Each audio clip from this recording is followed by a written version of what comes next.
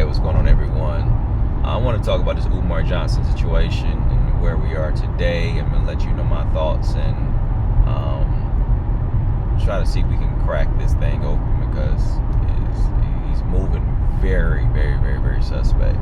So 2014, Umar opened up, I think, a GoFundMe or some type of fundraiser to open up a school for black boys. In 2019, he actually purchased a building in Wilmington, Delaware, after people continuously called him a scammer. I think he kind of got, he felt the heat. He's all right, I'll show you I ain't a scammer.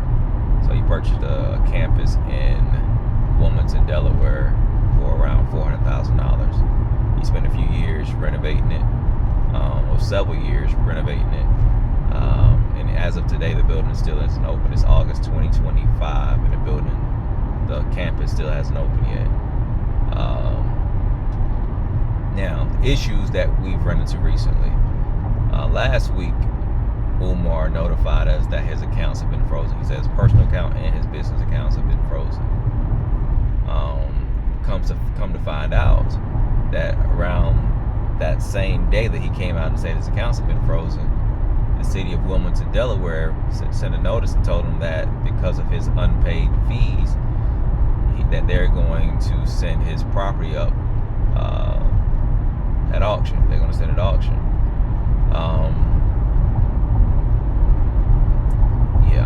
While I'm talking to you, I'm just trying to think of like the angle. I don't get this, but anyway, I don't get this angle. I guess I'll interrupt myself. People are saying it's a scam. I don't understand what's the benefit of the scam. How is it benefiting Umar by letting this thing go to auction and potentially losing it? There's no benefit to you. But anyway, going back, I just had to get that thought out. So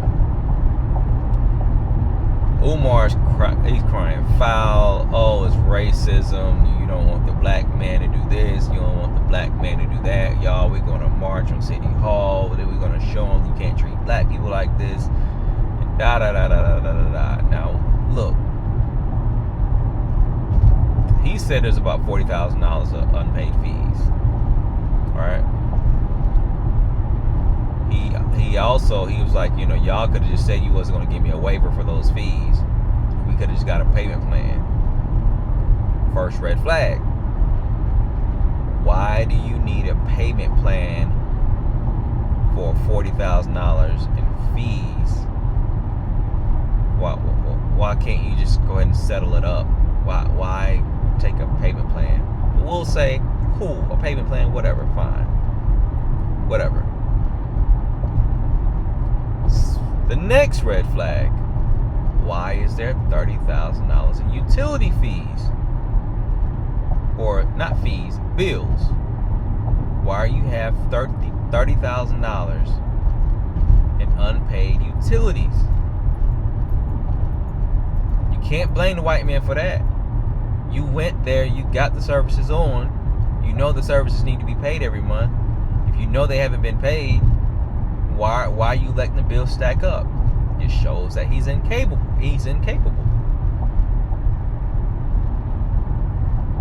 Y'all, I don't understand Umar's angle. I don't understand why he conducts his business the way that he conducts his business.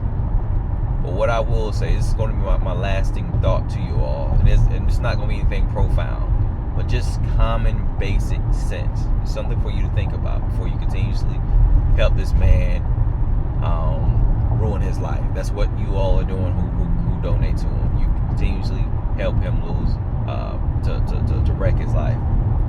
My question to you all is, if he can't afford to maintain these simple bills, like an occupancy fee waiver or whatever he called it, or basic utility bills, he got to get bailed out for a $30,000 utility bill. How is he going to manage a staff where his monthly expenses are going to probably exceed $500,000 a month? Why would you trust him to be over your children? finessing probably 100, 200, 300 students. If this is an example of how he conducts his business, of how he lives his life, if this is an example of his decision making, if he's always going to play the victim, why trust him? What reason has he given you other than his profound and prolific way of speaking? Whatever. That's a skill. He's very skilled at public speaking. I'll give him that.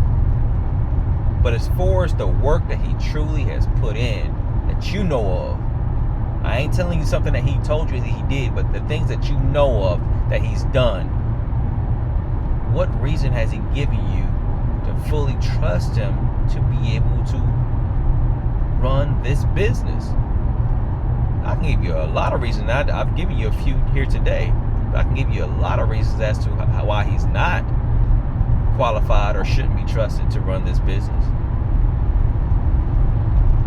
Once again, I don't think he's a scammer because the scamming part doesn't make sense. I think he's a finesser.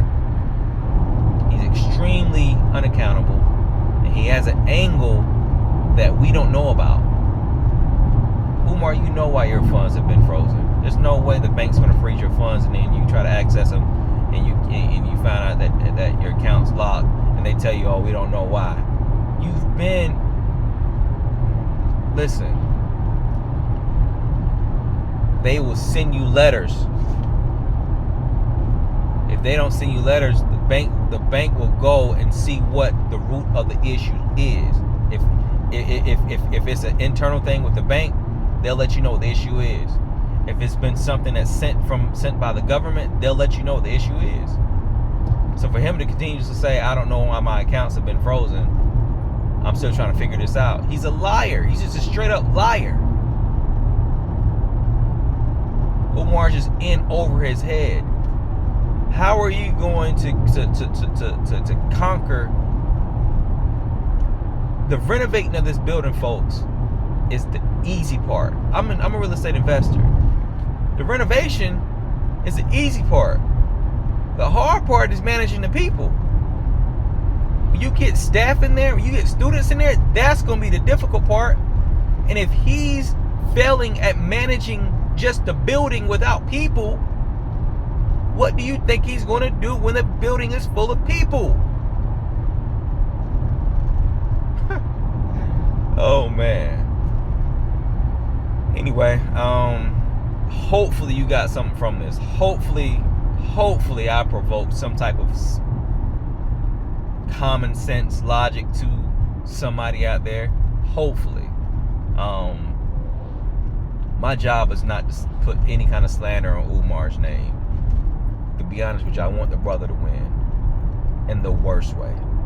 The last thing we need is for another piece of crap black man to act like he's for the people, but truly is about himself and about his pockets, about his personal gain, and about his, he has a quiet and secret agenda that nobody knows about, and people truly want to see the brother win.